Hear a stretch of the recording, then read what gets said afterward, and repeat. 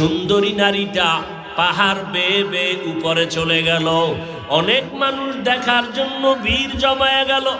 এমন সময় ওই সুন্দরী নারীটা যখন আল্লাহর বান্দার ইবাদতখানার মধ্যে গিয়ে ঢুকলো, এমন একটা টাইমে ঢুকছে যেই টাইমে আল্লাহর বান্দা নামাজে দাঁড়ানো, মহিলা ঘরের ভিতরে একা, আর ইবাদত করনেওয়ালা সন্তানও একা, আর কেউ নাই।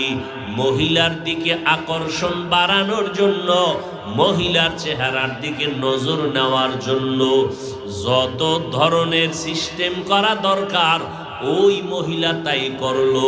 কিন্তু আল্লাহ পাকের কুদরত, ওই বান্দার নজরটা একবারের জন্য বেগানার দিকে যায় নাই।